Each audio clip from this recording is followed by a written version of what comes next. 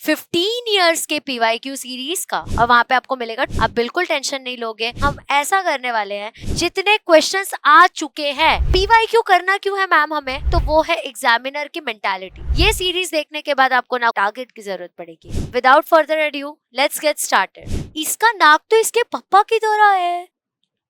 Hello everyone, कैसे हो आप लोग? क्या हाल चाल? सब ठीक? तो आज हम थर्ड चैप्टर करने वाले हैं हमारे 15 इयर्स के पीवाईक्यू सीरीज का। तो इस पीवाईक्यू सीरीज में हम 15 साल के आज तक के जितने प्रीवियस ईयर में क्वेश्चंस आ चुके हैं according to the subtopic हम कवर करते हैं। तो आज हम पहुंचते पहुंचते पहुंच गए हैं थर्ड चैप्टर की तरफ।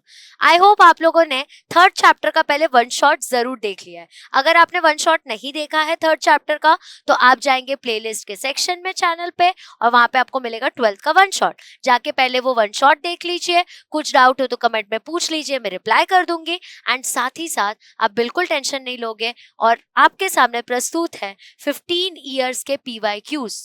तो यहाँ पे हम ऐसा करने वाले हैं कि आज से लेके 15 साल तक जितने क्वेश्चंस आ चुके हैं वो सारे क्वेश्चंस हम कवर करने वाले हैं हमारे ये पीवाईक्यू के सीरीज के अंदर। अब पीवाईक्यू करना क्यों है मैम हमें?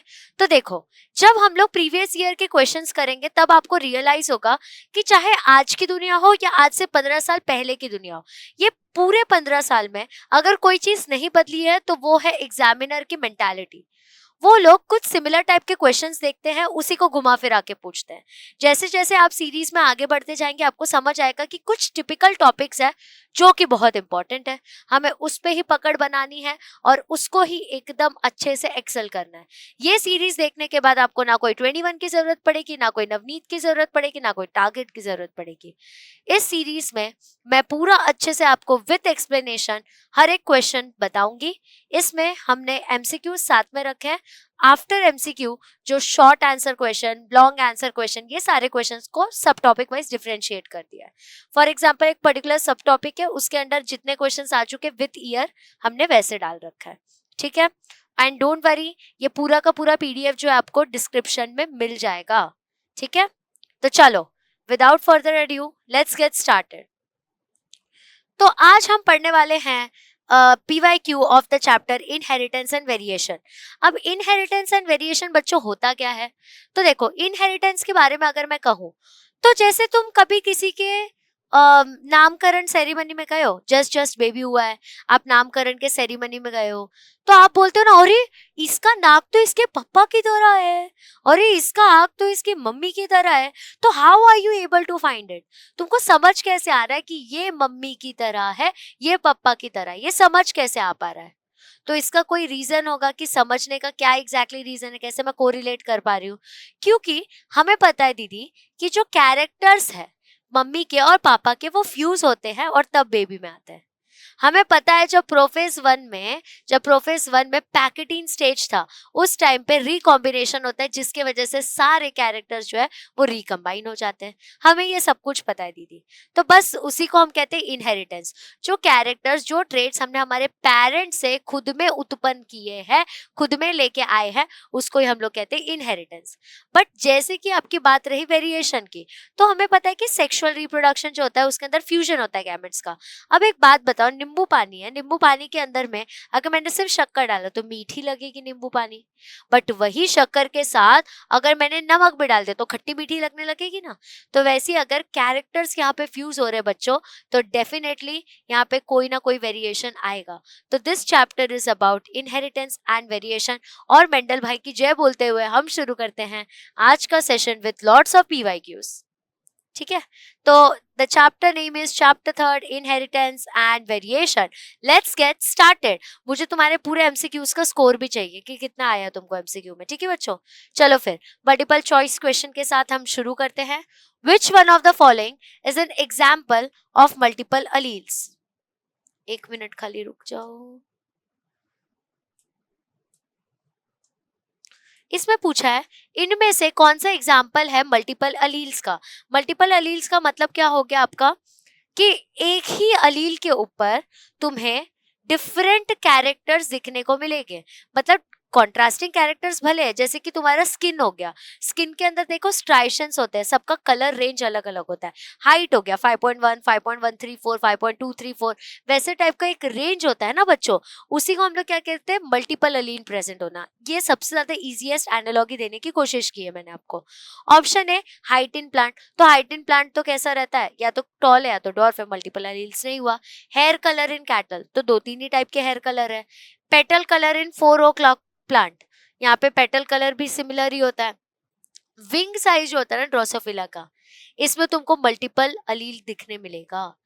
क्यों यहाँ पे मल्टीपल अलील दिखने मिलेगा, क्योंकि डिफरेंट साइज के, डिफरेंट ट्रेड्स के हमको विंग के साइज दिखे हैं ड्रोसोफिला के। ठीक है, जब मैं क्वेश्चन बोल रही हूँ ना, तो इमीडिएटली आपको आंसर जो है वो कमेंट सेक्शन में डाल देना है। ठीक है, तो the question is which one of the following is an example of multiple alleles। अक्टूबर 2013 का क्वेश्चन है, तो बच्चों यहाँ पे आंसर आएगा विंग साइज इन ड्रोसोफिला। ठीक है, तो बच्चों यहाँ पे आंसर क्या आएगा, विंग साइज इन ड्रोसोफिला। ठीक है, now next question is which one of the following is true paleotropic gene। इसमें से कौन सा ट्रू पिलियोट्रोपिक जीन है। अक्टूबर 2014 का क्वेश्चन है। HBA, HBS, HBD या HBP। तो आई होप आप लोगों ने अभी कमेंट सेक्शन में आंसर दिया होगा पॉज करके, तो the answer will be option B. Okay, now let's move to third question. A cross used to very ओ यहाँ पे तो गड़बड़ किया है इसने यार, ये मेरा एडिटर है ना, मेरे को बड़ा तंग करता है, मुझे क्वेश्चन देखना पड़ेगा।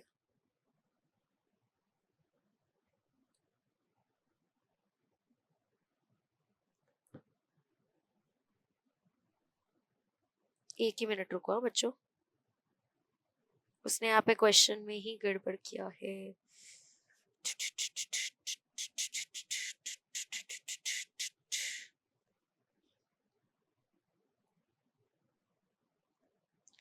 Verify the unknown genotype of F1 hybrid आएगा यहाँ पे। ठीक है, मैं ठीक कर देती हूँ, डोंट वरी, इट्स ओके।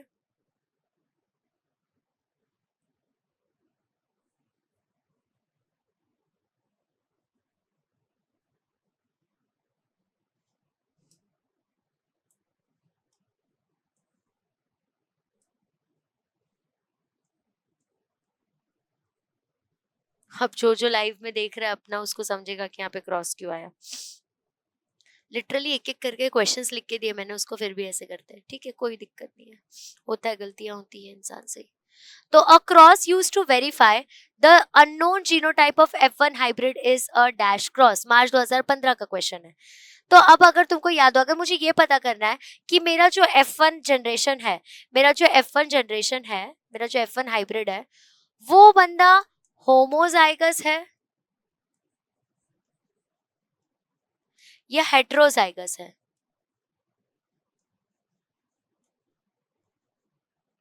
वो होमोजाइगस है या हेट्रोजाइगस है, अगर मुझे ये पता करना है तो एग्जैक्टली मैं कौन से टाइप का क्रॉस करूंगी। Option A test cross, option B back cross, option C dihybrid, monohybrid. Test cross मतलब आई एम टेस्टिंग कि बंदा होमोजाइगस है कि हेट्रोजाइगस, ये करेक्ट आंसर है। बाकी का भी एक छोटा सा एक्सप्लेनेशन ले लो कि तुम कंफ्यूज ना हो। बैक क्रॉस का मतलब क्या होता है कि सेम जनरेशन को उसके किसी पेरेंट जनरेशन से क्रॉसिंग करवा देना, उसको ही बच्चों हम लोग कहते हैं back crossing. Dihybrid cross के बारे में अगर आप यहाँ पे देखोगे, यानी कि two pair of contrasting characters के बारे में बात चल रही है, यानी कि सारे गुण मिलेंगे लेकिन दो कैरेक्टर्स जो है वो अलग अलग रहेंगे। फिर बात किया मोनो हाइब्रिड क्रॉस के बारे में, तो यहाँ पे सारे कैरेक्टर, सारे 6 के 6 गुण मिलेंगे, एक कैरेक्टर अलग रहेगा, इसलिए इसको हम लोग क्या कहते हैं, मोनो हाइब्रिड क्रॉस। तो यहाँ पे correct answer will be test cross, क्योंकि टेस्ट क्रॉस एक इकलौता बंदा हो गया जो कि टेस्ट करके बताता है कि पर्टिकुलर F1 जनरेशन जो है वो होमोजाइगस है या हेट्रोजाइगस है। ठीक है, I hope by this time जब आप ये वीडियो देख रहे हो आपको ये समझ रहा है कि होमोजाइगस हेट्रोजाइगस का डिफरेंस क्या है। स्टिल इन केस गलती से नहीं याद आ रहा हो, this is homozygous and this is heterozygous. ठीक है, होमो मतलब दोनों सेम प्रेजेंट होना, हेट्रो मतलब एक अलग प्रेजेंट होना। ठीक है, अब नेक्स्ट पे चलते बच्चों। Appearance of new combinations in F2 generation in a dihybrid cross proves the law of dash. यहाँ पे मार्च 2015 का क्वेश्चन आपके सामने है। यहाँ पे पूछा गया है कि अगर न्यू कॉम्बिनेशन F2 जनरेशन में मिल रहा है डाइहाइब्रिड क्रॉस के, तो वो कौन सा लॉ, तो वो एग्जैक्टली कौन सा लॉ प्रूव करता है? तो option A law of dominance, option B segregation, option C independent assortment and option D purity of gametes. I hope आप आंसर लिख रहे हो यहाँ पे। I hope answer comment section में आ रहा है। विथ एक्सप्लेनेशन भी आप लिख सकते हो शॉर्ट में कि why did you choose that answer. ठीक है, तो देखो यहाँ पे बोला कि अगर न्यू कॉम्बिनेशन दिख रहा है F2 जनरेशन में डाइहाइब्रिड क्रॉस का, तो कौन सा लॉ प्रूव करे? डोमिनेंस तब होता जब कोई एक अलग से दिख के आता और दूसरा मास्क हो जाता। सेग्रीगेशन तब होता, मतलब मान लो कैपिटल टी है, तो कैपिटल टी में से एक कैपिटल टी नीचे आ गया, स्मॉल टी में से एक स्मॉल टी नीचे आ गया, तब मैं कहूंगी कि लॉ ऑफ सेग्रीगेशन है। फिर रही बात इंडिपेंडेंट असॉर्टमेंट की, मतलब दोनों के कैरेक्टर्स दिख के आना, कैपिटल टी के भी दिख रहे, स्मॉल टी के भी दिख रहे हैं। यहाँ पे करेक्ट आंसर विल बी बच्चों प्यूरिटी ऑफ गैमेट्स। जब हम लोगों को कोई न्यू कॉम्बिनेशन दिख के आता है F2 जनरेशन में, वो तब दिख के आता है और वो ये चीज प्रूव करता है कि गैमेट्स जो थे वो प्योर थे, यानी कि या तो कम्प्लीटली होमोजाइगस थे, चाहे वो डोमिनेंट हो या वो रेसेसिव हो। ठीक है, आई होप 4 क्वेश्चंस एकदम दिमाग में बैठ गए हो। तो हम आगे बढ़ते हैं 5th क्वेश्चन के तरफ। 5th question is genotype of human blood group O will be. तुम्हारे जुलाई 2016 का क्वेश्चन है। पूछा गया बच्चों कि ह्यूमन बीइंग का जीनोटाइप एग्जैक्टली कैसा है। ठीक है, ब्लड ग्रुप का। अब जीनोटाइप के बारे में बात चल रही है, यानी कि उसके जीन्स कैसे रहते हैं, है ना। अगर मैं फिनोटाइप के बारे में बोलूं, मैंने बोला कि ये पी प्लांट जो है, ये you can say P plant जो है वो टॉल है। ठीक है, मैंने बोल दिया P plant is tall, but मैं एग्जैक्टली देखना चाहती हूँ वो होमोजाइगस टॉल है कि बच्चों हेट्रोजाइगस टॉल है। तो इस सिनेरियो में ना आप लोग ये पता करते हो कि वो जीनोटाइप देख रहे हैं हम लोग, क्योंकि उसकी जीन्स के बारे में जानना चाहते हैं। और अगर हम सिर्फ अपीयरेंस देख रहे हैं ना, तो बच्चों उसको हम लोग फिनोटाइप कहते हैं। पी से फिनोटाइप, पी से फिजिकल अपीयरेंस, ऐसे याद रखना। जी से जीनोटाइप, जी से जीन्स, ऐसे याद रखना। ठीक है बच्चों, तब genotype of human blood group O जो है वो एग्जैक्टली क्या होगा? तो यहाँ पे तुम देखो IA तो ये IA जो है this is A blood group, IAIB this is AB blood group, independent assortment दिखाता है। II के ऊपर no antigen is present, that is O blood group. यहाँ पे IA और फिर I, मतलब ये भी A ब्लड ग्रुप है। ठीक है, तो यहाँ पे करेक्ट आंसर बच्चा क्या आएगा? I, because there is absence of antigen, you can say यहाँ पे कोई एंटीजन प्रेजेंट नहीं है। ठीक है बच्चा, 6th अपने MCQ के तरफ बढ़ते हैं अब। The genotype of human blood group B is very easy question, इसी के थ्रू आप आंसर कर सकते हो बच्चों। ये मार्च 2017 का क्वेश्चन है। अब यहाँ पे बोला है ब्लड ग्रुप बी, तो तुमको ना एक सिनेरियो समझाते थे। तुम्हें जो भी ब्लड ग्रुप चाहिए, मान लो तुम्हें ए ब्लड ग्रुप चाहिए, तो तुम्हारा पता है कैसे रहना चाहिए? कैपिटल आई, ये भी चलेगा। फिर यहाँ पे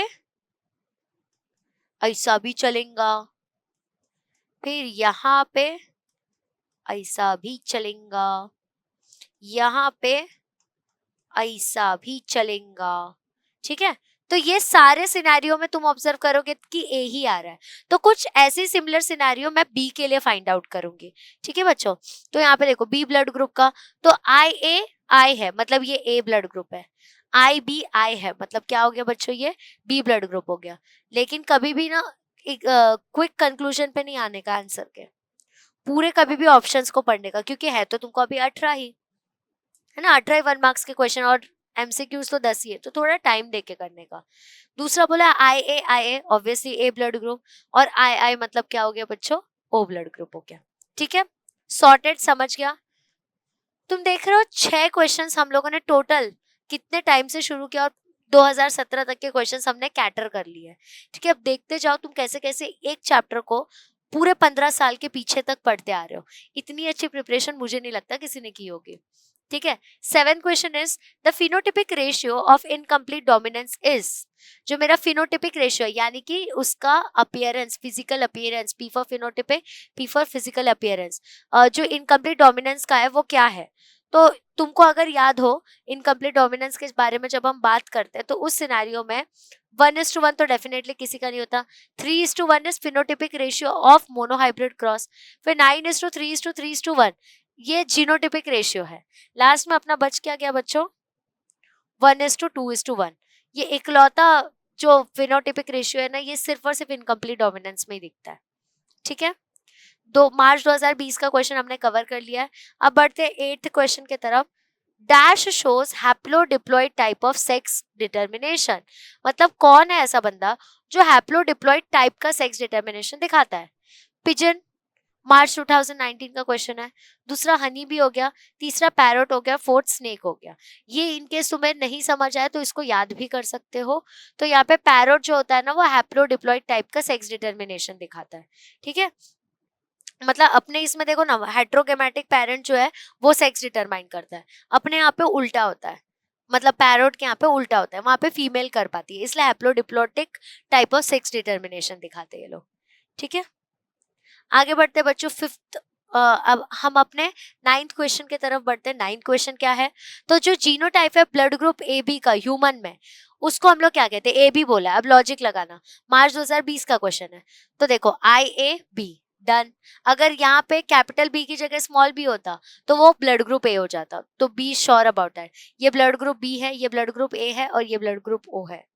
तो बच्चों यहाँ पे करेक्ट आंसर क्या आएगा, IAIB।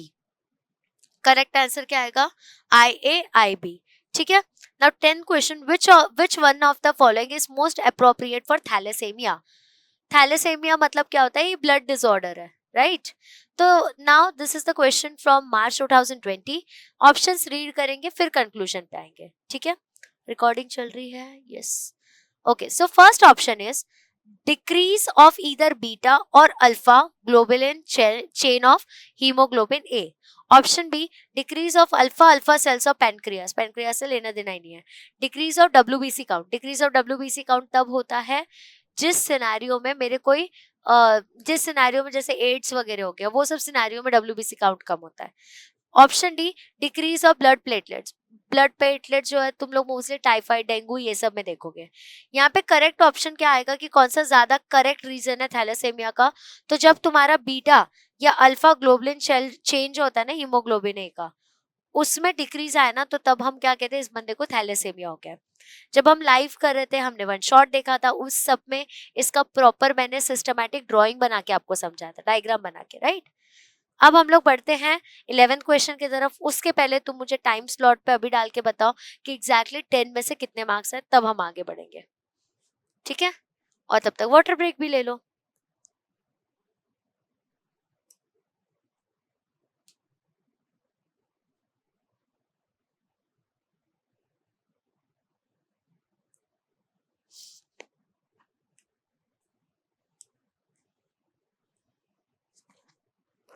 आई वांट मार्क्स।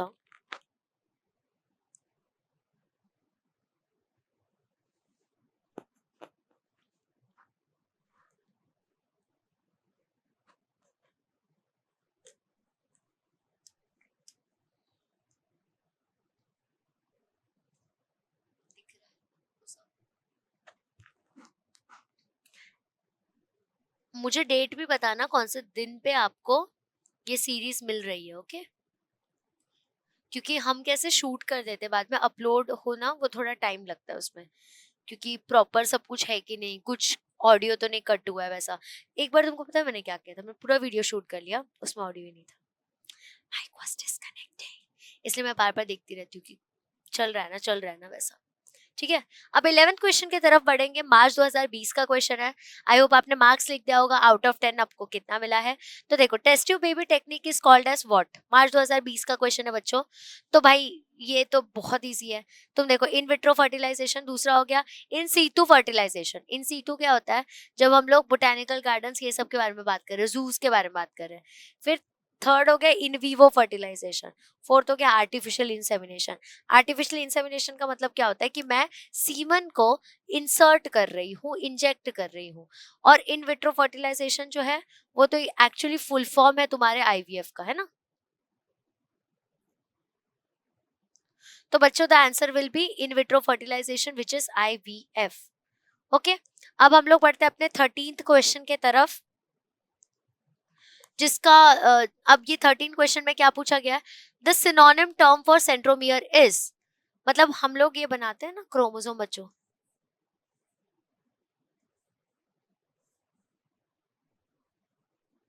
ये तुम्हारा जेनेटिक मटेरियल ऐसे जाता रहता है, तो ये जो क्रोमोसोम हम बनाते हैं उसमें पूछा गया कि इसको हम क्या कहते हैं, इसको हम क्या कहते हैं, तो ये सेंट्रोमियर है। और बच्चों पूछे कि सेंट्रोमियर का सिनोनिम नेम क्या है, तो जुलाई 2024 का क्वेश्चन है। Option A primary construction, option B telomere, option C secondary construction, option D satellite. ठीक है, तो ये कुछ क्वेश्चंस हैं, इसमें answer will be primary construction. ठीक है, आंसर क्या आएगा यहाँ पे, प्राइमरी कंस्ट्रक्शन, यानी कि सबसे पहला वाला जो खिंचाव है, प्राइमरी इनिशियल, टीलोमियर जो हो गया वो, अब देखो ये सेंट्रोमियर टीलोमियर ये वाली बात यहाँ पे नहीं है कि सेकेंडरी कंस्ट्रक्शन वो बाद में आता है। सैटेलाइट तो भाई ऑप्शन ही नहीं होगा। सोचो ऐसे टाइप के क्वेश्चंस भी तुमको बोर्ड में आते हैं, तो तुम बिल्कुल ये मत सोचना कि बहुत टफ टफ है सब कुछ। ठीक है, आगे बढ़ते हैं बच्चों। तुम लोग फटाक से मुझे 13 में से कितने मार्क्स मिले वो बता दो कमेंट सेक्शन में। टोटल 13 एमसीक्यूज इस चैप्टर से आज से 15 साल तक में आ चुके हैं, तो मुझे टोटल मार्क्स बता दो आपको कितने मिल रहे हैं, फिर हम आगे बढ़ते हैं। ठीक है, आई होप आपने मार्क्स बता दिया होगा। अब हम लोग chromosome and mechanism of inheritance पे बढ़ेंगे, विच इज सब टॉपिक फ्रॉम योर बुक। उसके अंदर फर्स्ट क्वेश्चन पूछा गया आपको मार्च 2018 में कि you have to give any two contrasting traits studied by Mendel. Contrasting trait मतलब क्या होता है, अपोजिट ट्रेट्स आपको बताना है। तो बच्चों यहाँ पे मैंने सातों ट्रेट्स डाल दिए। पहला हाइट जो होता है तुम्हारे पी प्लांट का वो, ठीक है, तो या तो टॉल है या तो डॉर्फ है। दूसरा हो गया बच्चा कलर कैसा है फ्लावर का, तो पर्पल होता है, व्हाइट होता है। यहाँ पे जो आपका पर्पल है दैट इज डोमिनेंट और व्हाइट इज रेसेसिव। ठीक है, position of the flower, flower किधर प्रेजेंट है, एक्सियल जगह पे प्रेजेंट है या टर्मिनल जगह पे प्रेजेंट है, मतलब एक्सिस पे प्रेजेंट है या लास्ट लास्ट टर्मिनल एंड पे प्रेजेंट है। फिर हो गया पॉड शेप, तो डोमिनेंट होता है इन्फ्लेटेड यानी कि फूला हुआ, और जो रेसेसिव पार्ट होता है वो होता है कंस्ट्रिक्टेड। फिर पॉड कलर, डोमिनेंट जो होता है वो होता है ग्रीन कलर का, और रेसेसिव जो होता है वो होता है बच्चों येलो कलर का। फिर हो गया सीड शेप, तो डोमिनेंट जो होता है वो होता है राउंड, और रेसेसिव जो होता है वो होता है रिंकल्ड। ठीक है, अब रही बात आपके सीड कलर की कि आपका कॉटलीडॉन दिखता कैसा, तो येलो रहा तो दैट इज डोमिनेंट, और अगर रेसेसिव है तो वो होगा ग्रीन कलर का। तुम लोगों ने ना यूजुअली ऐसे देखा होगा कि तुम्हारा जो ऐसे येलो येलो कलर के जो रहते हैं तुम उसको यूजुअली चूज नहीं करते, बट बच्चों वो डोमिनेंट होता है। ठीक है, अब देखो यहाँ पे एक और टाइप के क्वेश्चन आए थे, state two pairs of traits used in Mendel experiment on pea plant such as tall stem versus dwarf stem और purple flower versus white flower. तो यहाँ पे ऐसे टाइप के क्वेश्चंस भी आते हैं तुमको, मतलब कॉन्ट्रास्टिंग पेयर्स पूछा जा रहा है। एक ही क्वेश्चन को दो लैंग्वेज में देखा कैसे पूछा गया, तुमको ये समझना पड़ेगा कि कौन से कॉन्ट्रास्टिंग ट्रेट्स है यहाँ पे। ठीक है, आई होप इतना दिमाग में समझ चुका है। तो एक टेबल मस्त बना देना, पूछा है ना दो कॉन्ट्रास्टिंग ट्रेट, तो character serial number, character, dominant, recessive, इस तरीके से डिफरेंशिएट करके बता दो, तुम्हारा मार्क्स नहीं कटेगा 100%। ठीक है, तो हमने मार्च 2018 का क्वेश्चन किया है।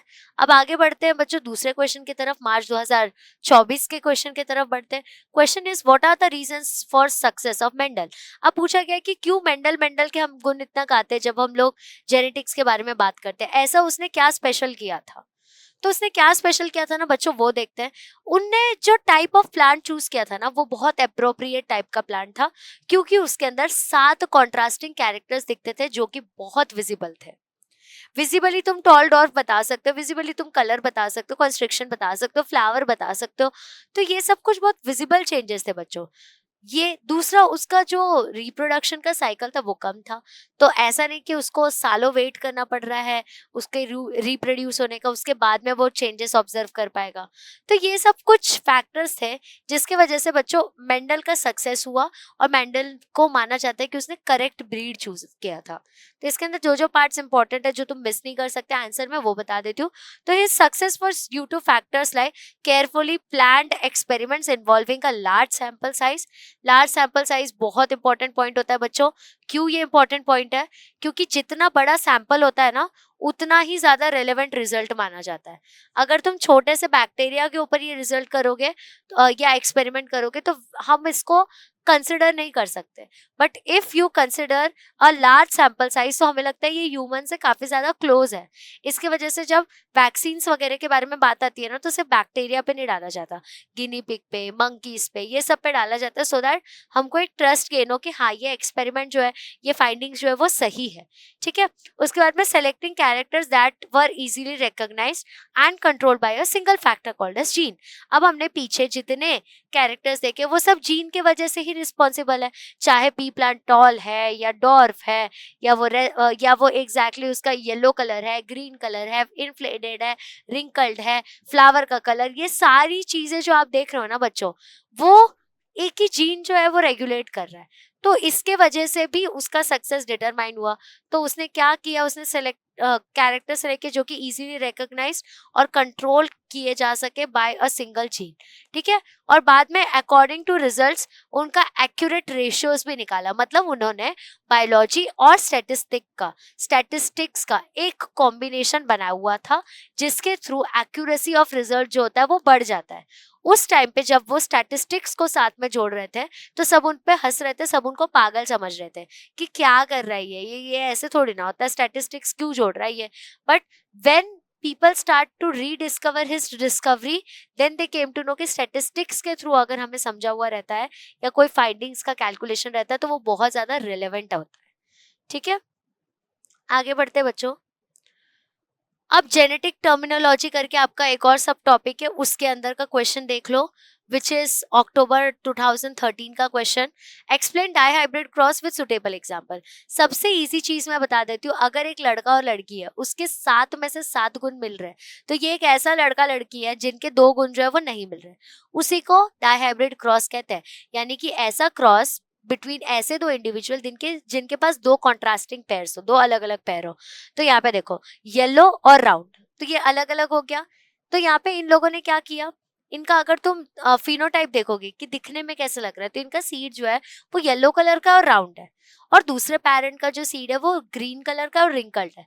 जीनोटाइप क्या है, तो कैपिटल वाई कैपिटल आर। ठीक है। तो ये जीनोटाइप हो गया, यानी कि इसका जीन्स कैसा है। और गैमेट जो हो गए कैपिटल वाई कैपिटल आर हो गया। ठीक है। ग्रीन रिंकल के बारे में बात करो तो स्मॉल वाई स्मॉल आर। तो हमने एक एक इधर से उठाया, इसकी वजह से मुझे क्या मिला, capital Y capital R small R. ठीक है। This is my F1 generation. अब मैंने क्या किया, मैंने सेल्फिंग किया। सेल्फिंग का मतलब होता है F1 को F1 से मल्टीप्लाई कर देना। तो मैंने कैपिटल वाई स्मॉल आर को मल्टीप्लाई किया। इसके बाद में मुझे गैमेट्स मिले। अब वो गैमेट्स को मैंने क्रॉस करवाया। ये देखो हम ऐसे क्रॉस करते कभी भी बच्चों, इसको इससे क्रॉस किया, फिर इसको इससे क्रॉस किया, फिर इसको इससे क्रॉस किया, फिर हमने इसको इससे क्रॉस किया, और यही सेम प्रोसीजर चलता जाएगा। ठीक है। यहाँ पे मूंगी है रे। ठीक है। यही सेम प्रोसीजर बच्चा चलता जाएगा, और तब जाके आपको रेशियो मिल जाता है। ठीक है। तब जाके आपको क्या मिल जाता है, रेशियो मिल जाता है। अब अगर आपको याद हो कि इसके जीनोटाइप का जो रेशियो आया था, अगर मैं एक ट्रिक भी बता देती हूँ साइड में, अगर मैं मोनो हाइब्रिड क्रॉस का रेशियो बताऊं, जीनोटिपिक रेशियो बताऊं, तो वो था हमारा 9:3:3:1, है ना। मोनो हाइब्रिड क्रॉस का अगर जीनोटिपिक रेशियो में बताऊं तो वो था 9:3:3:1।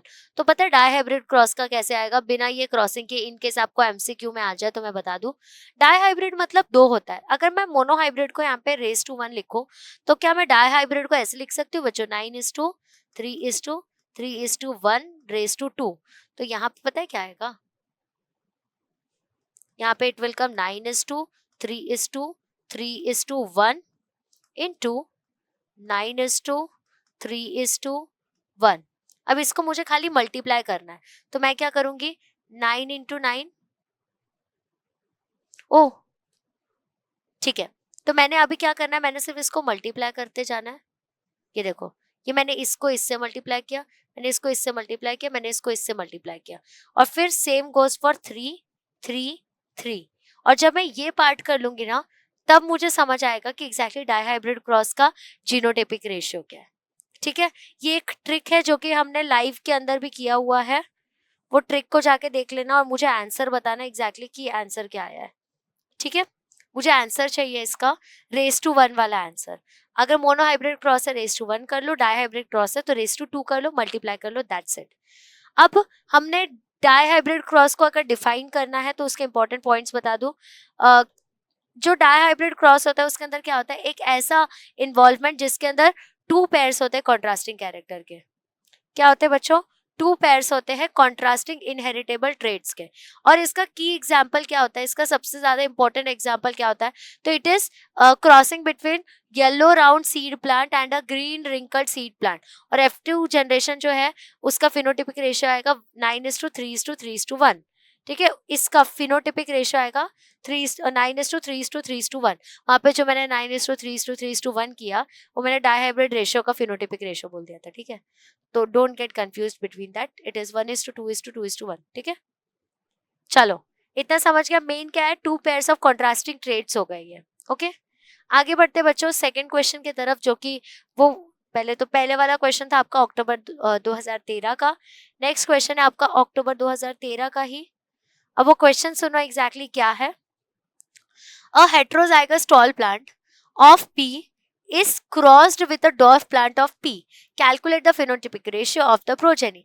यहाँ पे क्या बोला गया है, अगर एक हेट्रोजाइगस प्लांट है, हेट्रोजाइगस प्लांट का मतलब क्या हुआ कि यहाँ पे ऐसा प्लांट है ये जिसमें दोनों जो अलील्स है वो डिफरेंट है, ठीक है। Is crossed with a dwarf plant of P, calculate the phenotypic ratio of the progeny. इसके अंदर फिनोटिपिक रेशियो क्या होगा प्रोजेनी का, तो यहाँ पे ये देखो हेट्रोजाइगस टॉल है। हेट्रोजाइगस टॉल का मतलब क्या होता है, कैपिटल टी स्मॉल टी, और डॉर्फ जो है वो capital T sorry small T हुआ। तो यहाँ पे टेस्ट क्रॉस करने वाले हैं हम, यहीं पे आ गया आपका test cross. In order to understand कि भैया ये हेट्रोजाइगस है कि होमोजाइगस है, तो मैंने क्या किया, capital T into small T का करा है। यहाँ पे जीनोटिपिक क्या आएगा, कैपिटल टी स्मॉल टी जो होता है बच्चों वो होता है हेट्रोजाइगस टॉल, यानी कि कॉम्बिनेशन वाला टॉल दिख रहा है तुमको। Small T is homozygous dwarf. तो यहाँ पे जो आपको रेशियो मिलेगा उसके वजह से फिनोटिपिक रेशियो क्या आएगा, 1 टॉल इज टू 1 डॉर्फ, ठीक है। इसको ही आप टेस्ट क्रॉस कहते हो। ये टेस्ट क्रॉस जो होता है ना, हम लोग रेसेसिव वाले पेरेंट के साथ करते हैं, जनरेशन के साथ करते हैं, सो दैट हमको समझ आए कि सामने वाला जो बंदा है वो उसके अंदर उसका जीनोटिपिक रेशियो क्या है, वो होमोजाइगस है कि वो हेट्रोजाइगस है, ठीक है। तो यहाँ पे तुमको देखा कैसे ट्विस्ट करके पूछा गया क्वेश्चन। यहाँ पे तुमको डायरेक्ट पूछ सकते थे कि टेस्ट क्रॉस क्या होता है, लेकिन तब तुमको समझ जाता, इजी हो जाता। तो तुमको थोड़ा सा कंफ्यूज करने के लिए ऐसे कांड किया उन लोगों ने, ठीक है। आगे बढ़ते हैं। मार्च 2019 का क्वेश्चन है ये बच्चों। A pea plant homozygous for yellow round seed is crossed with its recessive parent. मतलब यहाँ पे क्या बोला है, यहाँ पे बच्चों कैपिटल, अरे यार यहाँ पे बोला बच्चों कैपिटल वाई कैपिटल आर बोला कि एक होमोजाइगस पी प्लांट है, इसको ही क्रॉस करवाया उसके रेसेसिव से, यानी कि स्मॉल आर से, ठीक है। Calculate the phenotypic and genotypic ratio with the help of checker board, यानी कि तुमको पुनेट स्क्वायर मेथड से निकालने बोला है। तो यहाँ पे वही तुम लोग करोगे, ये दिख रहा है क्या, एग्जैक्टली ये सेम चीज आप फॉलो करोगे। यहाँ पे पूरा लिखा आपने, क्रॉसिंग किया, capital Y small R small R. मतलब जब तुम इन दोनों को मल्टीप्लाई करोगे, यहाँ पे तुमको दिख रहा है law of segregation of gamete, जब वो तुम उनको क्रॉसिंग करवाओगे F1 जनरेशन का, तब you will get the gametes and then तुम क्रॉस करते जाओगे। अब क्रॉसिंग देखो कैसे होते जाती है, मैं तुमको दिखाती हूँ। मैंने क्या किया, यहाँ पे कैपिटल वाई कैपिटल आर दोनों को क्रॉस करवाया, तो उससे मुझे मिला कैपिटल आर जो कि होता है येलो राउंड, ठीक है। फिर मैंने लिया कैपिटल वाई स्मॉल आर, ठीक है। तो उससे मुझे क्या मिल गया, यहाँ पे कैपिटल आर स्मॉल आर, ठीक है। अब नेक्स्ट देखो, capital R small Y capital R, तो यहाँ पे capital Y small Y capital R, ठीक है। उसके बाद में again capital R small R, तो यहाँ पे capital Y capital R small R, ठीक है। Next is capital Y small R capital R, ठीक है।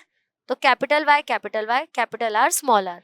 Next capital Y small R, capital Y small R. तो यहाँ पे क्या आएगा, capital Y small R small R. फिर हमने देखा capital Y small R small Y small R. तो यहाँ पे क्या आएगा, capital Y small Y capital R small R. फिर यहाँ पे आया capital Y small R small Y small R, capital Y small R small R. ठीक है, फिर हम लोग नीचे गए, small Y capital R capital Y capital R. तो यहाँ पे आएगा capital Y small Y capital R capital R. ठीक है, फिर से हमने इसको क्रॉस करवाया, capital Y small Y capital R capital Y small R. तो यहाँ पे आएगा capital Y small Y capital R small R. फिर यहाँ पे आया small Y capital R small Y capital R. तो यहाँ पे आएगा small Y capital R capital R. फिर यहाँ पे लिया हमने small Y capital R small Y small R. तो small Y capital R small R. फिर यहाँ पे आएगा small Y small R small Y small R. तो यहाँ पे आएगा small Y small R small R. और ऐसे करके आपका पूरा का पूरा पुनेट स्क्वायर इज कंप्लीटेड। ठीक है, तो तुम देख रहे हो सेम टाइप के क्वेश्चंस कैसे रिपीट हो रहे हैं। ये तुम्हारा अक्टूबर 2013 का क्वेश्चन था और यहाँ पे आपको क्वेश्चन पूछा है मार्च 2019 में। मतलब 6 साल के बाद भी ये क्वेश्चन रेलेवेंट है और there is a high possibility कि अभी भी आ जाए, यू नेवर नो, है ना। आगे बढ़ते बच्चों, a homozygous tall pea plant is crossed with its homozygous recessive parent. Find out the genotypic and phenotypic ratio with the help of Punnett square. यहाँ पे क्या पूछ रहे पता है आपको बच्चों, यहाँ पे पूछ रहे होमोजाइगस टॉल पी प्लांट यानी कि कैपिटल टी, उसको क्रॉस करवाना मुझे होमोजाइगस रिसेसिव से यानी कि स्मॉल टी। तो बोला है कि बता दो भैया फिनोटिपिक और जीनोटिपिक रेशियो क्या होता है इसका। ठीक है, तो अभी ध्यान देना है बच्चों।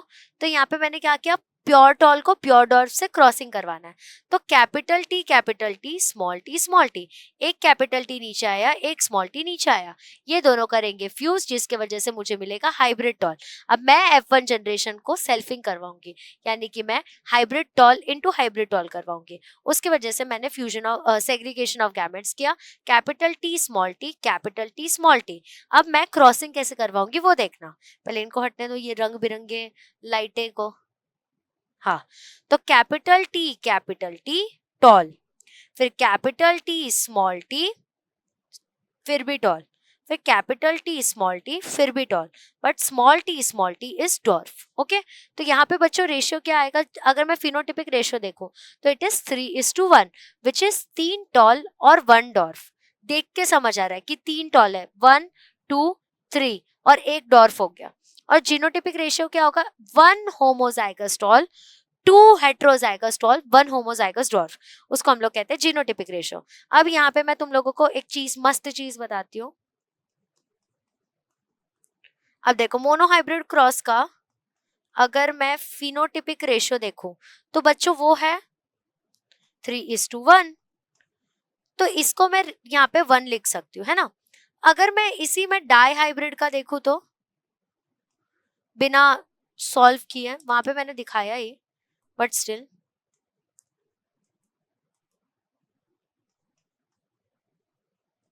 तो यहाँ पे आएगा 3:1 का स्क्वायर। अगर मैं इसको रेस टू 1 लिख सकती हूँ क्योंकि वो मोनो है, तो उसको इंटू 2 तो लिख ही सकती हूँ। तो यहाँ पे क्या आएगा 3:1। अब कर लो multiply, 3 3s are 9।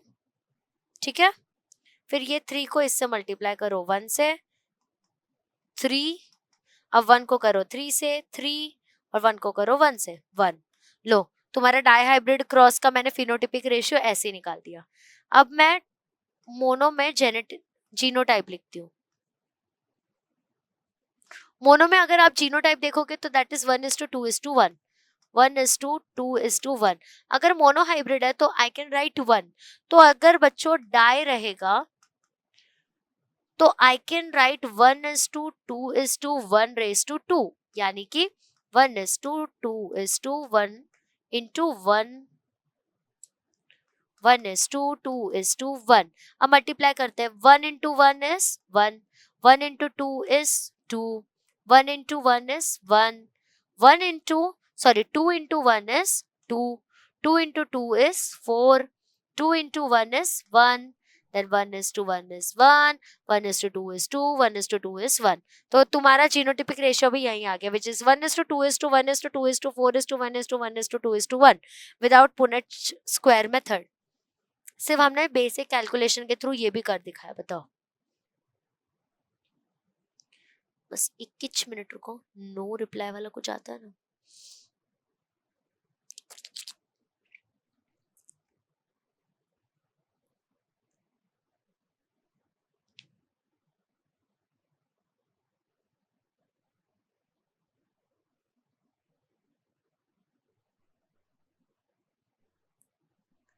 Give me 2 minutes बच्चे लोग.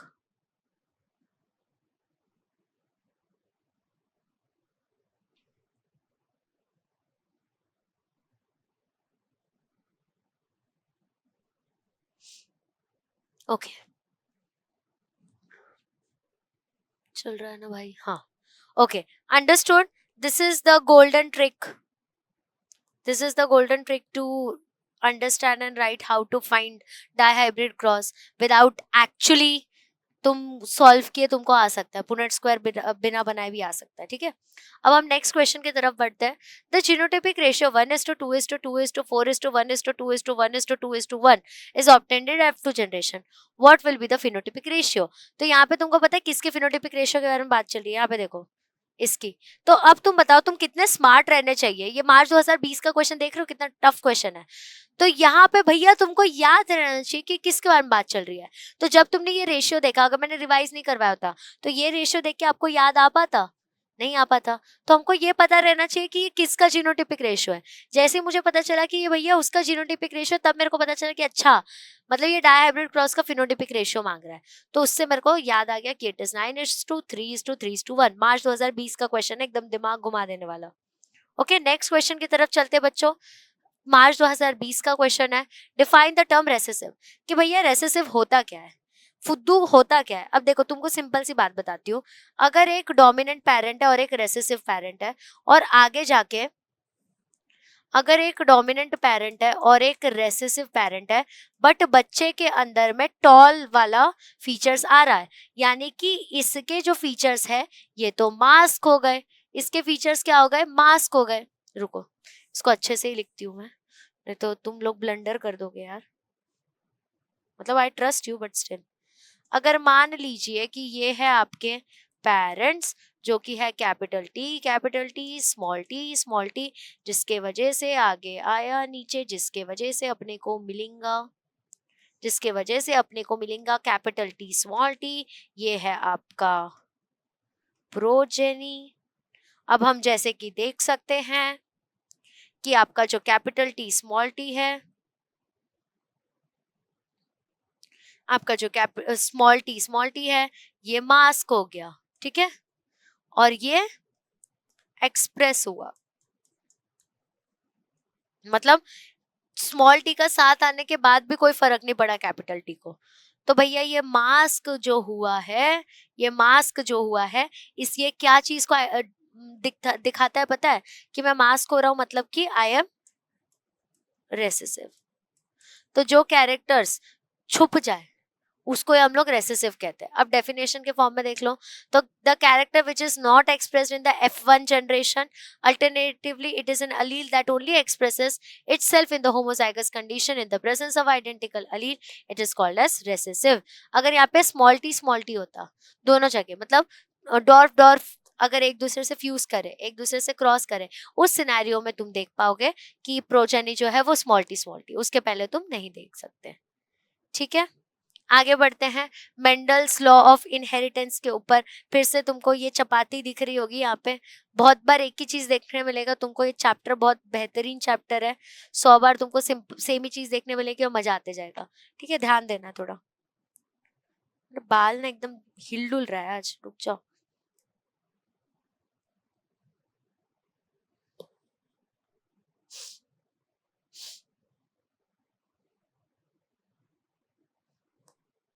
Two minutes guys, 2 minutes.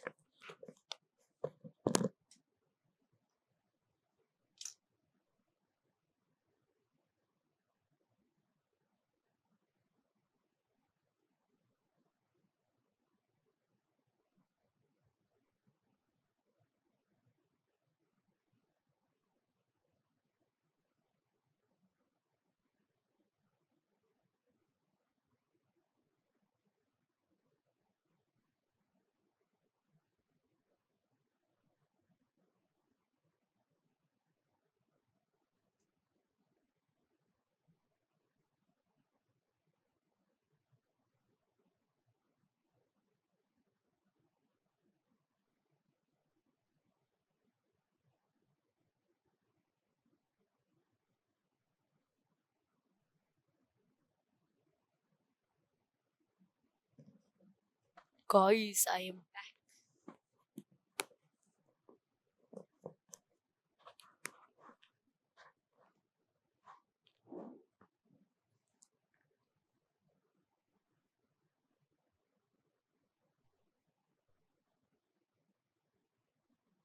चलो आगे बढ़ते हैं बच्चों, आगे बढ़ते हैं अपने टॉपिक की तरफ। ये छोटा सा ही टॉपिक है, इतना ज्यादा वेटेज भी नहीं है इस चैप्टर का, तो इतना ज्यादा लोड भी नहीं लेंगे अपन, ठीक है। चलो, तो मेंडल्स लॉ ऑफ इनहेरिटेंस सब टॉपिक का क्वेश्चन है अक्टूबर 2014 का। उसमें पूछा गया है कि बच्चों डिस्क्राइब कर दो अ क्रॉस बिटवीन होमोजाइगस टोलवा, अ क्रॉस बिटवीन होमोजाइगस टोलवा round seed pea plant and a dwarf wrinkled seeded pea plant. What will be the type of progeny in the F2 generation of this cross, and in what proportion will it be? Name and state the law which is as explained by this example. वही same चीज उठा के चिपका देनी है तुमको। अब यहाँ पे डायहाइब्रिड क्रॉस कैसे होगा? Capital T capital T capital are, उसको तुमको डॉर्फ से करवाना है, तो स्मॉल टी स्मॉल आर, और यहाँ पे F2 जनरेशन यानी कि F2 फिनोटिपिक रेशियो क्या आएगा? ये तो भाई ये कांस्टेंट रहता है, चाहे वो टॉल वाला प्लांट हो चाहे वो डॉर्फ वाला प्लांट हो, ये तो कॉमन रहता है, तो इट विल बी 9:3:3:1 ओनली। अब यहाँ पे लॉ पता है क्या दिखाते हैं? इंडिपेंडेंट असॉर्टमेंट का। तो बच्चों चाहे यहाँ पे चाहे टॉल हो या डॉर्फ हो, राउंड हो या रिंकल्ड हो, सब अपना अपना कुछ ना कुछ कैरेक्टर्स दिखाते हैं, बस वो मास्क हो जाता है। तो यहाँ पे इंडिपेंडेंट असॉर्टमेंट दिखाते हैं। और factors in which pair segregate independently, उसी को हम लोग क्या बोलते हैं? Law of segregation of gametes. तो यहाँ पे दो टाइप के लॉ दिखते हैं, ठीक है।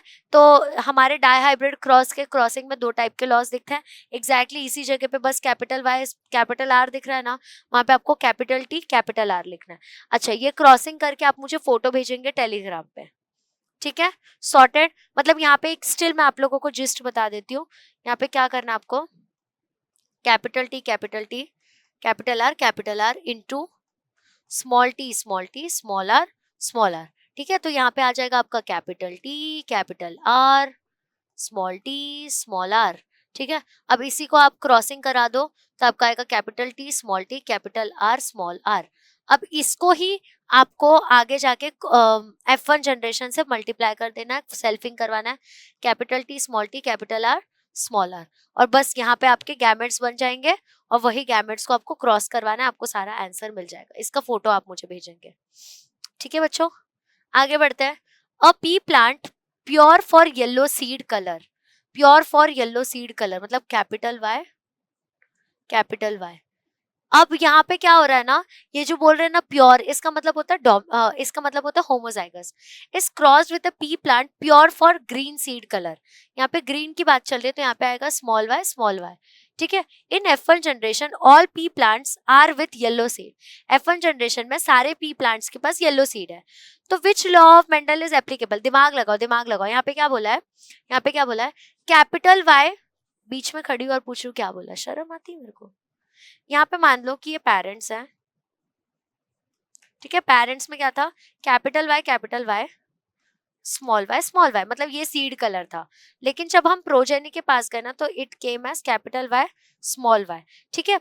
तो इसका मतलब क्या हो गया? यहाँ पे ये हेट्रोजाइगस येलो कलर दिखा रहा है ना, बट यहाँ पे ये जो पार्ट है ना, ये मास्क हो गया।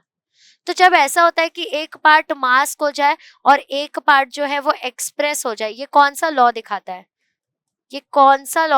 तो बच्चों ये दिखाता है लॉ ऑफ डोमिनेंस, ठीक है।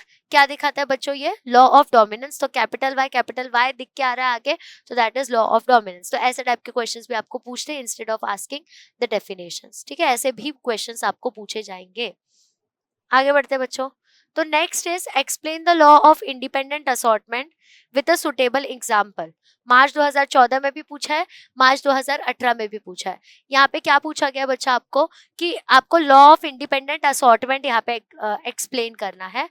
तो यहाँ पे देखो, यहाँ पे आपको क्या करना है? जो हमने डायहाइब्रिड क्रॉस किया ना, बस वही यहाँ पे डायहाइब्रिड क्रॉस दिखा दो। यानी कि ये जो हमने किया था ना, कैपिटल वाई कैपिटल आर, फिर capital small Y small R, capital Y capital R, small R, तो यहाँ पे आता capital Y capital R small R, इसको हमने मल्टीप्लाई किया था, कैपिटल वाई कैपिटल आर, फिर हमको अलग अलग गैमेट्स मिले थे, उसके थ्रू हमारा फिनोटिपिक रेशियो आया था, फिर हमारा जीनोटिपिक रेशियो आया था।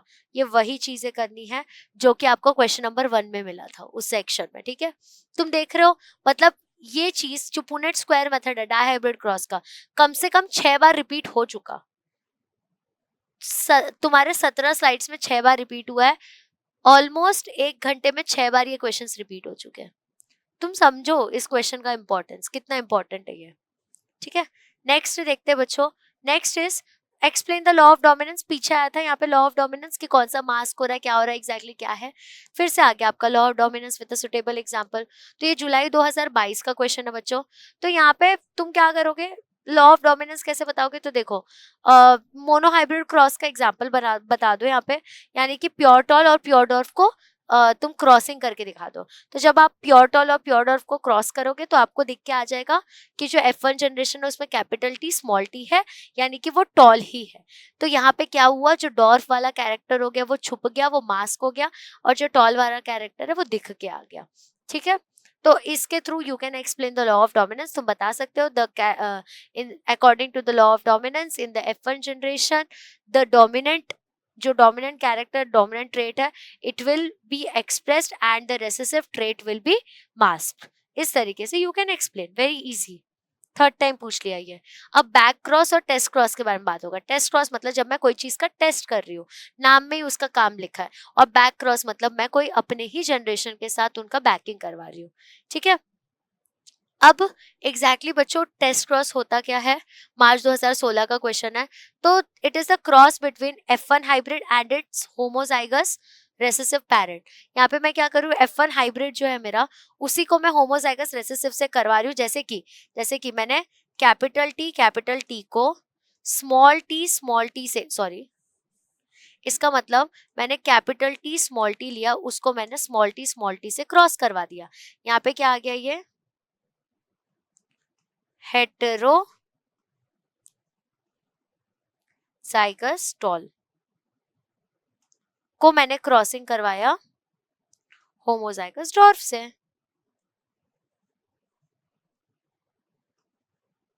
इसको मैंने क्रॉस किससे करवाया, होमोजाइगस डॉर्फ से। तो बच्चों समझ गया तुमको एग्जैक्टली क्या होता है टेस्ट क्रॉस। तो इसी के through you can clearly understand what is test cross, ठीक है।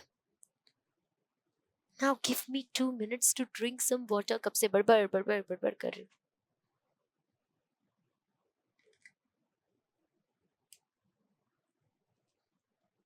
ठंडी बढ़ गई है ना अभी।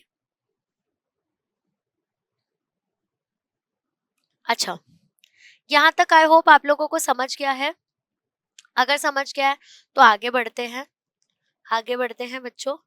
अब हम लोग देखेंगे what is test cross, explain significance of a test cross. फिर से पूछ लिया, ठीक है। तो टेस्ट क्रॉस में फिर से वही लिख देना जो हमने पीछे किया, बस अब इसका सिग्निफिकेंस यहाँ पे एक्स्ट्रा लर्न करना है, विच इज मार्च 2017 का क्वेश्चन। तो सिग्निफिकेंस क्या होता है, it helps to determine whether and it helps to determine whether an individual exhibiting a dominant character is genotypically homozygous or heterozygous। मतलब जो भी डोमिनेंट कैरेक्टर दिखा रहा है वो होमोजाइगस है या हेट्रोजाइगस है। तो वो प्लांट ब्रीडिंग में हेल्पफुल है ना, इसलिए हम लोग चेक करते हैं। अब मान लो यहाँ पे बहुत सारे टॉल पड़े हुए हैं, मतलब मेरे को दिख रहा है कि ये बंदा ना टॉल है, बट मेरे को ये देखना है कि ये पी प्लांट जो है वो हाइब्रिड टॉल है कि हेट्रोजाइगस टॉल है कि होमोजाइगस टॉल है। तो उसको डिटरमाइन करने के लिए आई यूज टेस्ट क्रॉस, ठीक है। टेस्ट क्रॉस कैसे करते हैं तो वो आप लोगों को पता चल चुका है। जब मैं इसका रिजल्ट फाइंड आउट करूंगी I will be able to understand कि एग्जैक्टली कैसा टाइप का वहां पे टॉल प्रेजेंट है, ठीक है। नेक्स्ट क्वेश्चन की तरफ बढ़ते हैं, थर्ड क्वेश्चन की तरफ। हाउ विल यू आइडेंटिफाई, ओह तुम देख रहे हो क्या लिखा है यहाँ पे, मुझे इसको करेक्ट करना पड़ेगा। रुक जाओ मैं करती हूँ।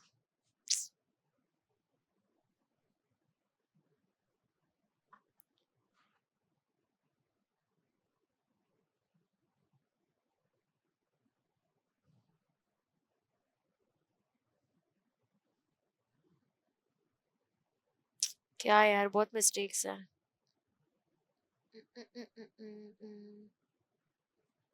How will you identify?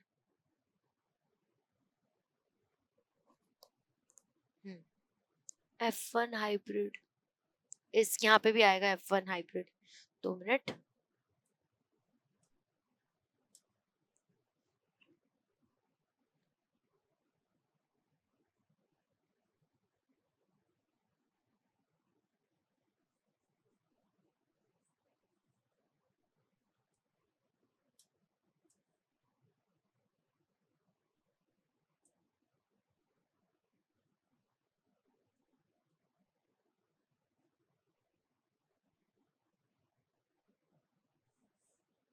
अरे यार,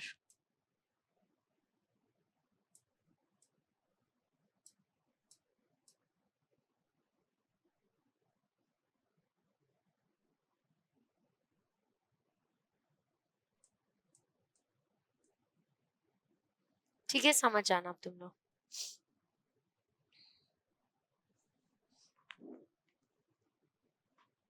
एक मिनट रुको यार, इस स्प्रेडशीट मुझे देखने दो।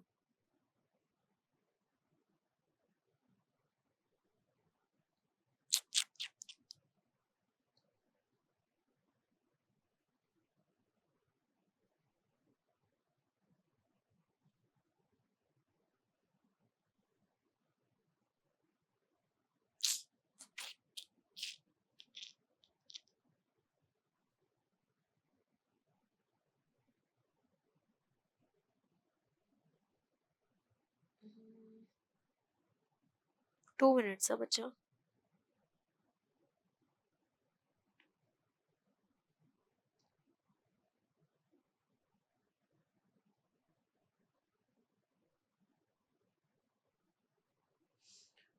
ठीक है यार,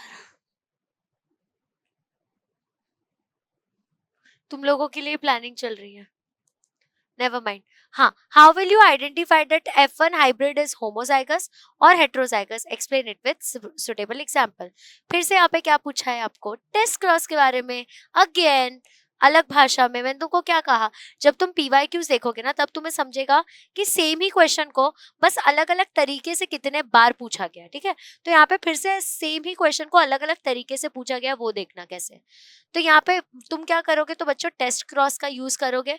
आप समझ चुके हो, तो you will use test cross to find out unknown वाला पार्ट। ठीक है, विद द रेसेसिव पेरेंट के साथ तुम करोगे।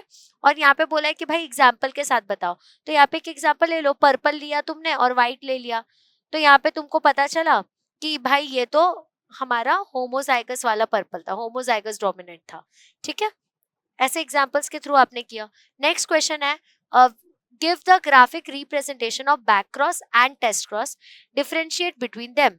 आपको ग्राफिक रिप्रेजेंटेशन देना है बैक क्रॉस का और टेस्ट क्रॉस का, और उनके बीच में डिफरेंशिएट करना है।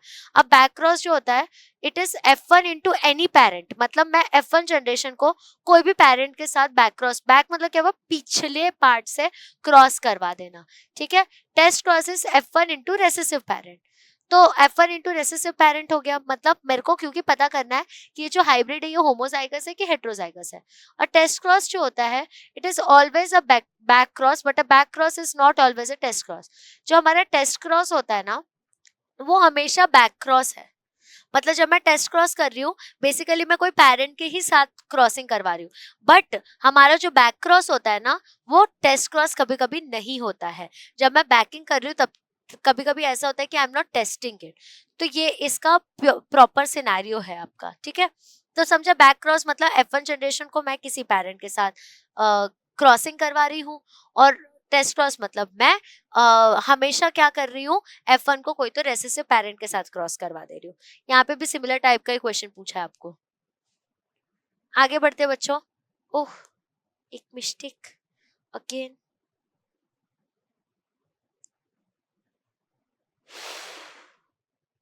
Rather don't lose your patience, it's okay. Now deviations from Mendel's finding. This is neo Mendelism बच्चा। डेविएशंस मतलब मेंडल ने कुछ कुछ फाइंडिंग्स दी, उससे कुछ अलग हुआ, यानी उसको हम डेविएशन कहते हैं। तो क्या क्या चीजें नियो मेंडलिज्म में आई ना, उसके ऊपर क्वेश्चन है अब यहाँ पे, ठीक है। तो first question is, in incomplete dominance and codominance genotypic and phenotypic ratio are identical, explain how codominance differs from incomplete dominance in phenotypic nature of their hybrids. अब सिंपल सा ना मैं इनकम्प्लीट और कोडोमिनेंस का मीनिंग बताती हूँ। Incomplete dominance का मतलब होता है बच्चों कि ना वो रेसेसिव पेरेंट का कुछ आया उसमें, ना वो डोमिनेंट पेरेंट का उसके अंदर कोई कैरेक्टर्स आया। और अगर बच्चों आप बात करो कोडोमिनेंस का, तो इसका मतलब दोनों के कुछ ना कुछ कैरेक्टर्स जो है वो दिख के आ रहे हैं, दैट इज कोडोमिनेंस। यही उसका, अब मेंडल ने क्या बोलता है, या तो ये या तो ये, बीच का है ये दोनों, कि दिख ही नहीं रहा है, या तो दोनों का मिक्स होके दिख रहा है। तो इसकी वजह से ये नियो मेंडलिज्म के कॉन्सेप्ट में आ जाता है, ठीक है। तो देखो इनकम्प्लीट डोमिनेंस क्या होता है, उसके अंदर हाइब्रिड F1 जो है ना, वो इंटरमीडिएट या ब्लेंडेड फिनोटाइप दिखाता है। क्योंकि ये क्या है, इनकम्प्लीट डोमिनेंस, यानी कि पिंक फ्लावर दिखा देना। कोडोमिनेंस मतलब F1 जो है वो फिनोटाइप दिखाता है जहां दोनों एलील जो है वो पूरी तरीके से और इंडिपेंडेंटली एक्सप्रेस किए खुद को। जैसे कि ब्लड ब्लड ग्रुप का देख लो, IA IB, तो दोनों ने दिखाया ब्लड ग्रुप AB, वैसे टाइप का। दूसरा एग्जांपल है रोन कोट कलर, ठीक है। आगे चलते हैं, आगे चलते हैं। तो यहाँ पे मैंने आपको डिफरेंशिएट भी बता दिया है इनकम्प्लीट डोमिनेंस और कोडोमिनेंस का। तो बच्चों देखो, हाइब्रिड शो अ ब्लेंडेड और intermediate phenotype that is a distinct from इधर होमोजाइगस पेरेंट। और कोडोमिनेंस अगर आप देखोगे तो it is hybrid showing phenotypic where both alleles are fully या इंडिपेंडेंटली एक्सप्रेस्ड। आपको दोनों का एग्जाम्पल भी बता दिया गया है। आई होप यहाँ तक समझ में आ रहा है। रिकॉर्डिंग चल रही है, चल रही, ठीक है। नेक्स्ट पे चलते हैं। Right A note on multiple alleles considering example of blood group. Multiple alleles के बारे में बात चल रही है, अक्टूबर 2015 का क्वेश्चन है। तो यहाँ पे हमको पता चल चुका है, ब्लड ग्रुप ए के लिए हमको चाहिए IA या capital IA small I. B के लिए हमको चाहिए IB या फिर IB और स्मॉल आई। AB हमको यूनिवर्सल एक्सेप्टर जो होता है, उसके ऊपर A के एंटीजेंस भी होते हैं बच्चों और B के एंटीजेंस भी होते हैं। फिर O की बात रही तो उसके ऊपर कोई एंटीजन प्रेजेंट ही नहीं होता, ठीक है। अब देखो हम लोग को कैसे मल्टीपल अलील्स के बारे में बोलना है। मल्टीपल अलील्स का मतलब क्या होता है, जब एक साथ दो अल्टरनेट फॉर्म्स बनते हैं, एक साथ जब दो अल्टरनेट फॉर्म्स बनते हैं जीन के सेम लोकस के ऊपर, एक साथ जब सेम लोकस के ऊपर दो अल्टरनेट फॉर्म्स बनते हैं, उसको ही मैं अलील कहूंगी। फॉर एग्जाम्पल मेरी इस जगह पे एक और इंसान आके खड़ा रह गया, वही हो गया तुम्हारा multiple allele. Example ABO blood grouping in humans, it is controlled by IAIB and this is IAIB, ठीक है। Note that IA and IB show codominance. यहाँ पे अगर IAIB दिखा रहा है तो रुको मैं इसको ठीक करती हूँ। मुझे लगता है वो कंप्यूटर से टाइप कर रहा होगा ना, तो इसकी वजह से थोड़ा मिस्टेक आया होगा। It's okay.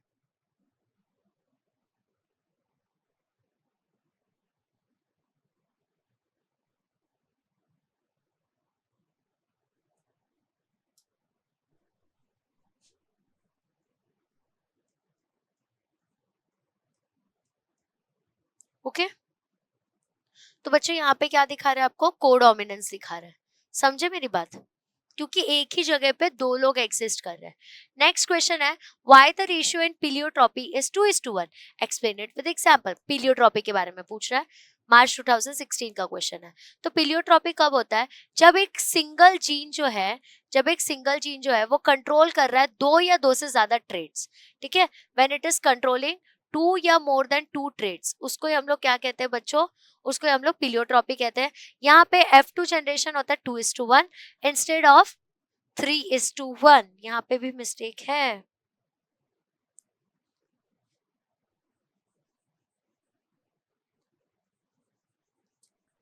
ठीक है।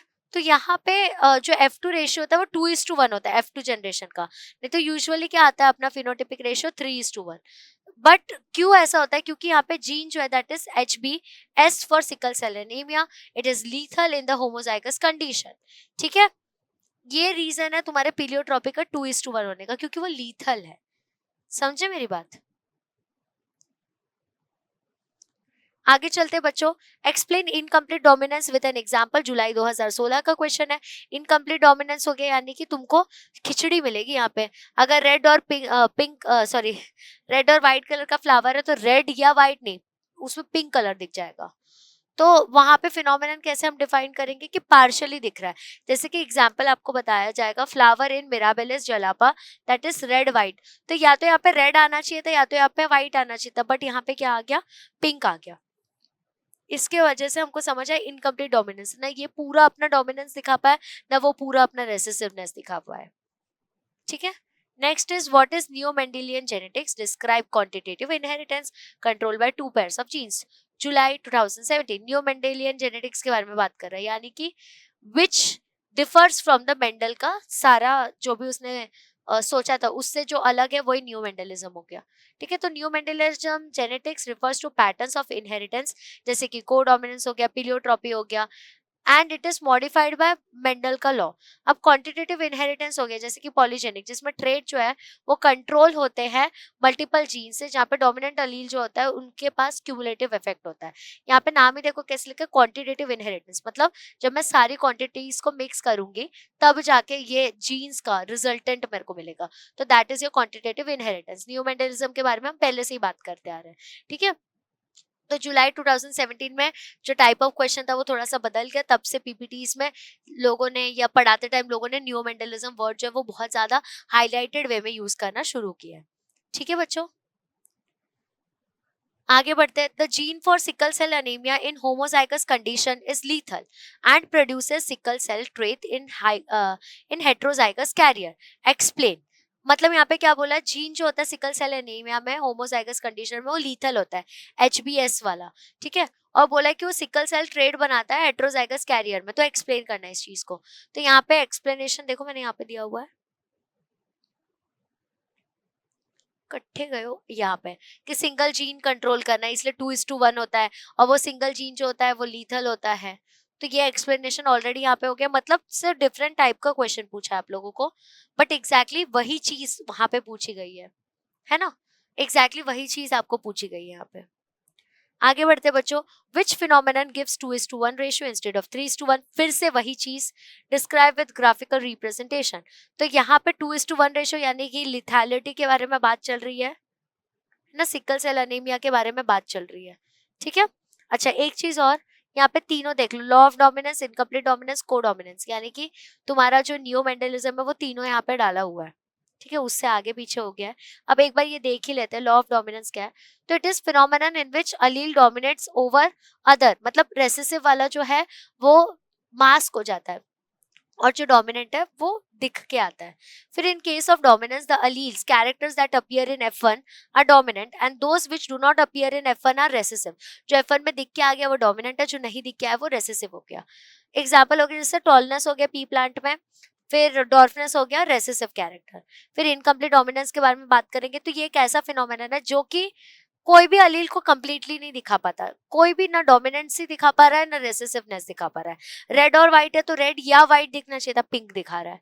कोडोमिनेंस मतलब जिसमें दो अलील्स अपना इक्वल डोमिनेंस दिखाए, ठीक है, और एक्सप्रेस करे खुद को एक दूसरे के प्रेजेंस में। और कोडोमिनेंस में क्या हो रहा है ना, जीन्स जो है ना वो एक्सप्रेस करे इक्वली, जैसे कि तुम्हारा रोन कोट हो गया, रोन कोट कलर इन कैटल, ठीक है, दोनों कलर दोनों का डोमिनेंस दिखाता है। वैसे ही तुम्हारा ब्लड ग्रुपिंग में हो गया IA IB, तो दोनों दिखा रहा है। नेक्स्ट देख लो बच्चों, explain the law of dominance and compare how it differs from incomplete dominance and codominance. अभी अगर तुम लोग यही इसी को उधर उठा के डाल दो तो तुमको आ जाएगा। तो तुमको लॉ ऑफ डोमिनेंस बताना है, लॉ ऑफ डोमिनेंस फिर से बता देती हूँ कि रेसेसिव कैरेक्टर जो है वो छुप जाएंगे, जो डोमिनेंट कैरेक्टर है वो दिख के आएंगे। और हमको डिफर करना है कि इनकम्प्लीट डोमिनेंस और कोडोमिनेंस है वो अलग कैसे है। तो अगर हम डिफरेंस का यहाँ पे बताएं तो देखो, जो तुम्हारा इनकम्प्लीट डोमिनेंस है उसके अंदर कोई भी अपना डोमिनेंस कंप्लीटली दिखा नहीं पा रहा, पिंक कलर आ रहा है, और कोडोमिनेंस में दोनों अपना कैरेक्टर्स कंप्लीटली दिखा पा रहे हैं। ठीक है, तो इस तरीके से डिफरेंस है उनमें। अब आगे होगी बात मार्च 2023 की, डिफाइन इनकम्प्लीट डोमिनेंस। फिर उसी का 9th का ही सेकेंड क्वेश्चन का पार्ट है, if a red flowered Mirabilis jalapa plant is crossed with a white flowered plant what will be the phenotypic ratio in the F2 generation show by a chart. यहाँ पे तुम लोग देख रहे हो incomplete dominance फिर से पूछा, और यहाँ पे चार्ट मैंने यहाँ पे दिखाया था मिराबिलिस जलापा का, मतलब सब चीजें तुम्हें ना ये पीपीटी में ही मिल गई है। यही तो था भैया, कट्ठे गयो। अरे गधा यार, अभी मिल नहीं रहा है मेरे को।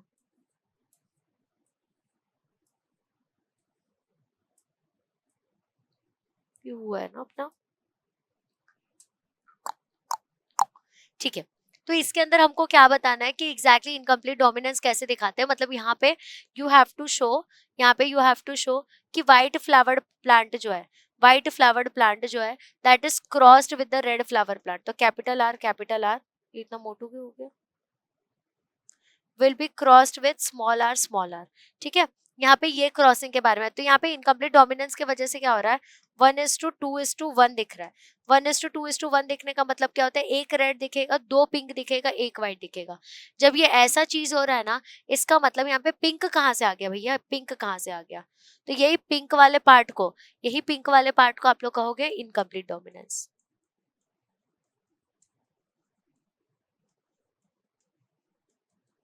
मतलब ये दोनों के कैरेक्टर्स कंप्लीटली नहीं दिखा पाया, दोनों के कैरेक्टर्स ये कंप्लीटली नहीं दिखा पाया, समझे।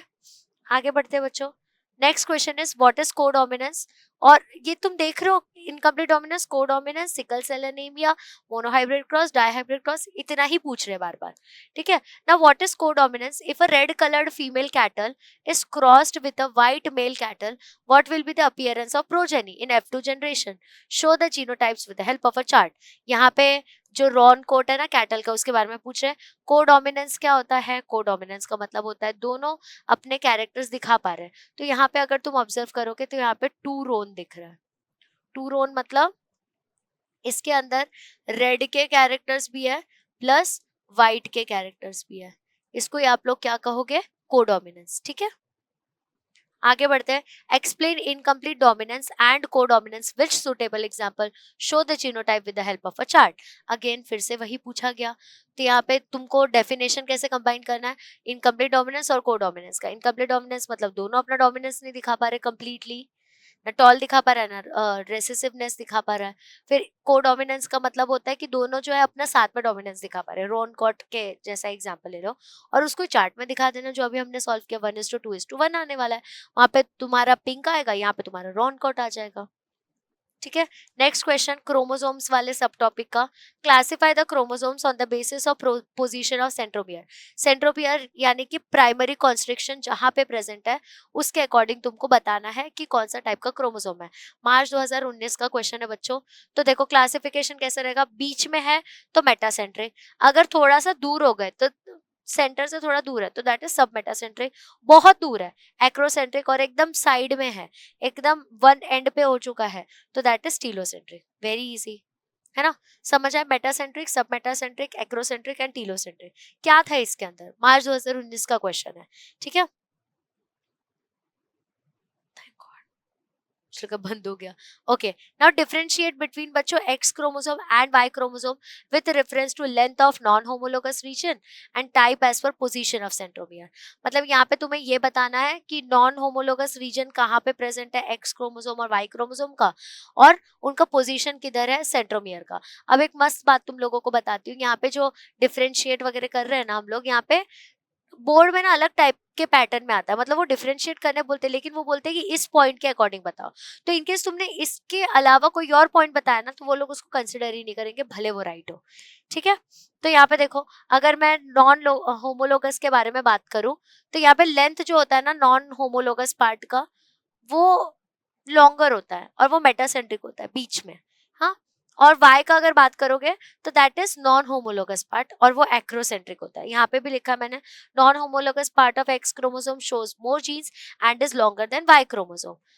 नाउ तुम्हारा जो वाई क्रोमोसोमेटिस नॉन, इसका जो नॉन होमोलोगस पार्ट है उसके पास थोड़े जीन्स होते हैं और वो शॉर्टर होता है as compare to your X chromosome.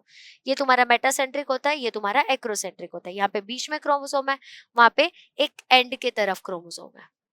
ठीक है बच्चों, आगे बढ़ते हैं तुम्हारा ऑटोसोमल इनहेरिटेंस के ऊपर। जब तुम्हारे ऑटोसोम में कोई गड़बड़ है और प्रोजेनी में भी वो गड़बड़ इनहेरिट हो जाए, उसको हम लोग ऑटोसोमल इनहेरिटेंस कहते हैं। Now give one example each of autosomal dominant trait and autosomal recessive trait. सीधी सी बात बताती हूँ, ऑटोसोमल डोमिनेंट ट्रेट का मतलब क्या होता है, यहाँ पे जो डोमिनेंट वाला बंदा होगा ना उसको बीमारी होनी चाहिए तभी जाके आएगा। रेसेसिव में क्या होता है, दोनों में से किसी भी एक को हो गया तो हो जाएगा सामने वाले को। डोमिनेंट का एग्जांपल देखोगे तो दैट इज विडोज पीक, या फिर तुम उसको हंगटन्स डिसीज भी कहते हो, वो जैसा होता है ना पीक, उसको विडोज पीक कहते हैं। रेसेसिवनेस सिकल सेल एनीमिया या फिनाइल कीटोनूरिया हो गया। ठीक है, और मार्च 2023 का क्वेश्चन है। जब आप ये पीवाईक्यू सीरीज अटेंड करो, आप ऑब्जर्व करो कि मैं आपके जो टॉपिक्स है उसको भी ब्रश अप करती जा रही हूँ, है ना। आगे बढ़ते हैं बच्चों, सेक्स लिंक्ड इनहेरिटेंस, यानी कि जब मेरे सेक्स क्रोमोसोम में गड़बड़ है और वही गड़बड़ प्रोजेनी में चला जाए, उसको सेक्स लिंक्ड इनहेरिटेंस कहते हैं। फॉर एग्जांपल क्वेश्चन देखो, Satish is a colour blind boy, his mother has normal vision but his maternal grandfather is color blind, explain the pattern of inheritance with suitable chart। इसको pedigree chart कहते हैं। ठीक है, तो ये क्रिस क्रॉस इनहेरिटेंस है। सबसे पहले कैसे वो दिखाती हूँ, मैटरनल पेरेंट, तो यहाँ पे गैमेट्स कैसे हो गए, कलर ब्लाइंड ग्रैंडफादर है, मतलब ये कैरियर है, ये आगे लेके जाएगा, और यहाँ पे नॉर्मल ग्रैंड मदर है, इसलिए कैपिटल सी आया। ठीक है, तो ये नॉर्मल मेल हुआ उससे। F1 जनरेशन आया, उसके बाद पेरेंट्स देखो, कैरियर मदर थी बट फादर वाज नॉर्मल, तो उनके जब गैमेट्स आगे जाके सेपरेट हुए तो देखो F2 जनरेशन में एक नॉर्मल डॉटर मिली, एक नॉर्मल सन, एक कैरियर डॉटर और एक कलर ब्लाइंड सन मिला। तो तुम ऑब्जर्व करोगे एक जनरेशन में कलर ब्लाइंडनेस था, दूसरे में नहीं है, फिर तीसरे में है, तो that is criss cross inheritance. यहाँ पे क्या हो रहा है, मदर जो थी वो कैरियर है क्योंकि उसने इनहेरिट किया कलर ब्लाइंड जीन को अपने फादर से, और सतीश जो है वो इनहेरिट किया उसको अपनी मदर से। ठीक है, मदर के पास आया उसके फादर से और मदर ने अपने बेटे में डाल दिया, फादर मदर बेटा, this is criss cross inheritance. ठीक है, पूछते कभी कभी कि टाइप ऑफ इनहेरिटेंस भी बता दो, तो that is criss cross inheritance. हमने पेडिग्री चार्ट भी देखा था। Now next question is, if a carrier woman marries, मतलब color blind carrier woman marries a color blind man, what will be the phenotype of their progeny? Show in the form of a chart। अगर एक career बंदी है, मतलब उसको colour blindness है नहीं but उसके जीन्स में वो कैरी हुआ है, अगर वो एक कलर ब्लाइंड आदमी से शादी कर ले तो उसके प्रोजेनी पे क्या इफेक्ट आएगा। जुलाई 2023 का क्वेश्चन है बच्चों। तो देखो यहाँ पे क्रॉस इनहेरिटेंस दिखने वाला, ऑब्वियसली कैरियर वुमन है मतलब कैपिटल सी, एक स्मॉल सी होगा, कलर ब्लाइंड मतलब दोनों स्मॉल सी, वाई पे तो होगा ही नहीं क्योंकि एक्स लिंक्ड सेक्स क्रोमोसोम का डिसीज है ये। तो यहाँ पे X capital C X small C आया, फिर एक्स कैपिटल सी वाई आया, यहाँ पे एक्स स्मॉल सी और यहाँ पे एक्स स्मॉल सी वाई आया। ठीक है, तो यहाँ पे क्या क्या चांसेस हो गए, कैरियर डॉटर मिलेगी, एक normal son, colour blind daughter, colour blind सन।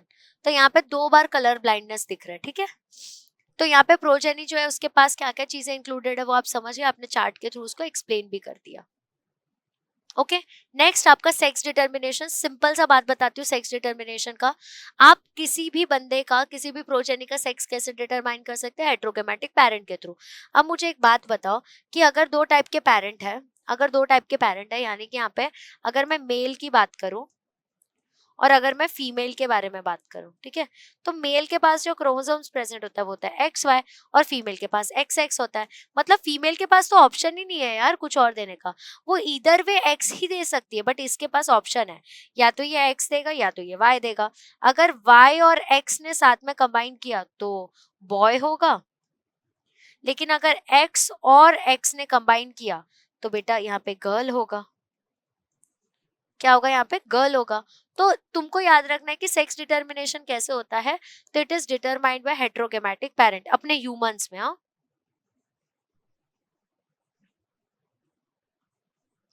अपने ह्यूमंस में ऐसा ही होता है, सिंपल, कोई भी हाई फंडू डेफिनेशन देखना ही नहीं है। अब नेक्स्ट क्या पूछा, both male and female reproductive organ present in the same organism, उसको हम क्या बोलते हैं। तो मतलब ये मैंने पूरा सेक्स डिटर्मिनेशन का बता दिया, यहाँ पे तुमको स्पेसिफिक टर्म्स बताना है। अगर दोनों मेल और फीमेल के रिप्रोडक्टिव ऑर्गन जो है वो सेम ऑर्गेनिज्म में प्रेजेंट है, तो उसको हम क्या बोलेंगे? Next question is Y link gene क्या होता है? Third question is unfertilised egg develops into haploid male bee, इसको हम लोग क्या बोलते हैं? ठीक है, तो अगर दोनों एक ही में प्रेजेंट है यानी कि दो सेक्सुअलिटी है, तो हम इसको बाइसेक्सुअल या हर्माफ्रोडाइट कहते हैं। ठीक है, और अगर मैं वाई लिंक जीन के बारे में बात करूँ तो दैट इज होलांड्रिक जीन। अगर मैं अनफर्टिलाइज्ड एग के बारे में बात करूँ which is developing into haploid male bee, तो दैट इज पार्थिनोजेनेसिस। मतलब अनफर्टिलाइज्ड एग डायरेक्टली जा रहा है, फ्रूट में भी होता है कि मतलब सीडलेस बोलते हैं ना अपन कि भाई सीडलेस फ्रूट है, तो यहाँ पे भी ऐसा होता है, इसको हम लोग बच्चों पार्थिनोजेनेसिस कहते हैं। ठीक है, नेक्स्ट जेनेटिक डिसऑर्डर के बारे में बात होगा। Identify disorders developed in the given genotype and give 2 symptoms for each. मतलब तुमको इसको देखना है और पता करना है कि कौन सा टाइप का इसको बीमारी हुआ है। जुलाई 2019 का क्वेश्चन है बच्चों। अब 44 प्लस XO मतलब एक जो क्रोमोसोम है वो गायब है। एक क्रोमोसोम गायब है मतलब XX होने वाला था, XY होने वाला था, कुछ तो होने वाला था, वो गायब है। तो वहां पे क्या आ जाएगा? वो टर्नर सिंड्रोम है और ये फीमेल में दिखता है। मतलब XX था, वहां पे एक X जो है वो गायब हो गया, और जब एक एक्स गायब हो गया मतलब वो टर्नर सिंड्रोम है, मतलब वो इनफर्टाइल भी होगी। जब भी क्रोमोसोम का नंबर ऑड हो जाता है तो उस सिनेरियो में बच्चों ये होता है कि दे कैन नॉट रिप्रोड्यूस। ये लॉ है कि तुम सेम स्पीशीज के साथ और तुम्हारे जो क्रोमोसोम का नंबर है वो हमेशा इवन होना चाहिए। दूसरा हो गया 44 प्लस XXY, ये क्लाइनफिल्टर सिंड्रोम हो गया। एक एक्स्ट्रा यहाँ पे तुम्हारा ट्राइजोमी हो गया क्रोमोसोम का, ये भी इनफर्टाइल होते हैं और इनको गायनोकमेस्टिया होता है, यानी कि इनका ब्रेस्ट डेवलपमेंट वगैरह हो जाता है। ठीक है, अब लास्ट में है तुम्हारा कि mention the chromosome number having the mutated gene for beta thalassemia, तो it is chromosome number 11। 1 mark के क्वेश्चन में आया था, सेक्शन ए में आया था, ये जुलाई 2023 का क्वेश्चन है बच्चों। अभी 2-3 चीजें ही बाकी है। Next, what are the chromosomal disorders describe Turner syndrome and Klinefelter syndrome? मार्च 2024 का क्वेश्चन है। तो बच्चों टर्नर सिंड्रोम क्या होता है? तो वहां पे 44 प्लस XO रहता है, एक क्रोमोसोम गायब हो जाता है, तो ये फीमेल में होता है। और तुम्हारा क्लाइनफिल्टर सिंड्रोम क्या होता है? तो क्लाइनफिल्टर सिंड्रोम में होता है 44 प्लस XXY, यानी कि एक क्रोमोसोम एक्स्ट्रा ऐड हो जाता है। ट्राइजोमी ऑफ क्रोमोसोम्स कहा जाता है इसको। जब ट्राइजोमी होता है क्रोमोसोम का XXY ये सब हो गया, तो बेटा जी तुम समझ लो कि यहाँ पे गायनेकोमेस्टिया हो जाएगा, इनफर्टाइल हो जाएगा। तो मैंने बैठे बैठे तुम्हें 2 सिम्टम्स भी बता दिए इसके।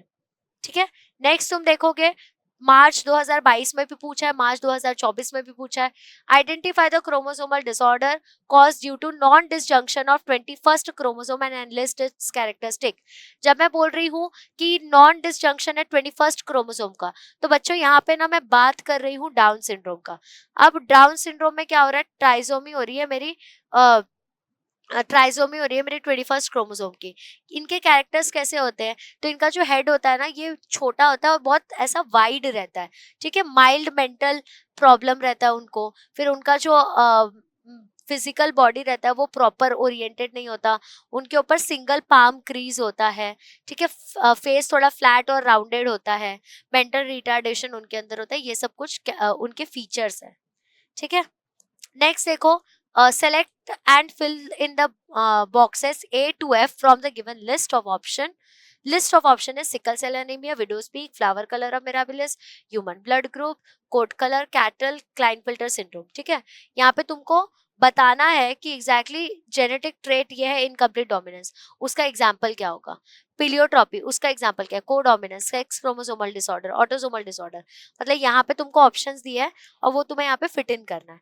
जैसे कि अब यहाँ पे तुम एक आधा कोई एग्जाम्पल ले लो।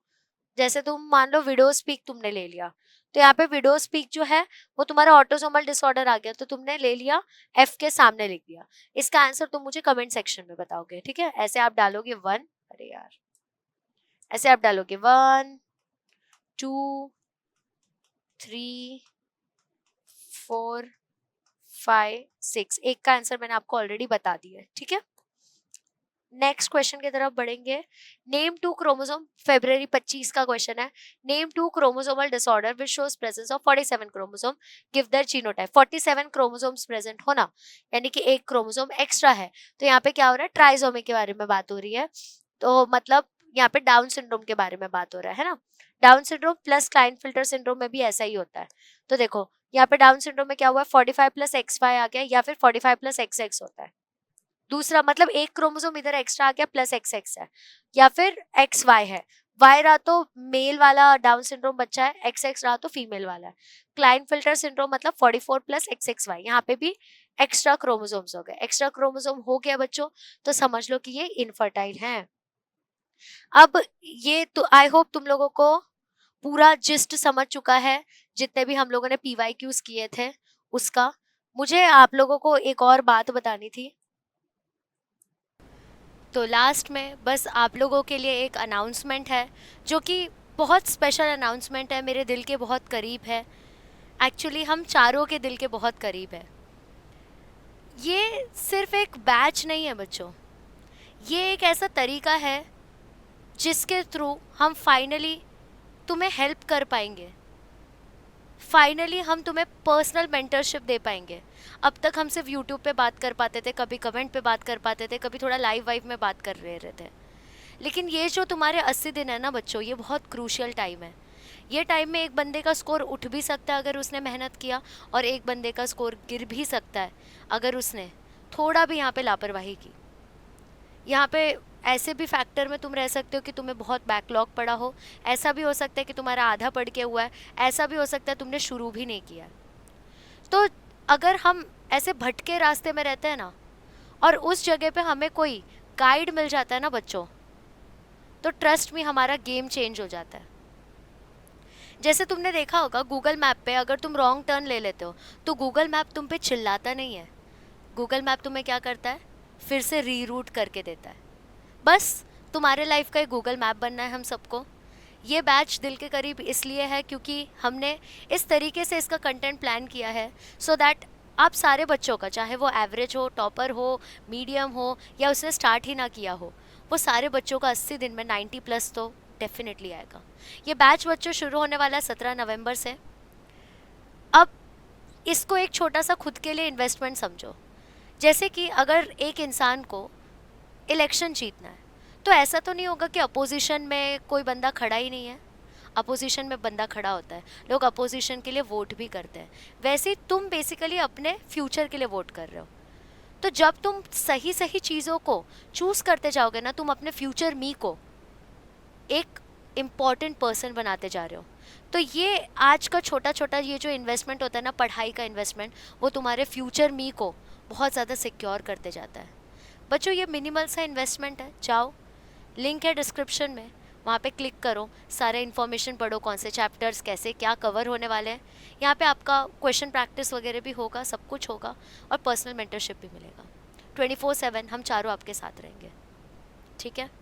तो चलो, आई होप कि मैं आपको पर्सनली गाइड कर पाऊँ।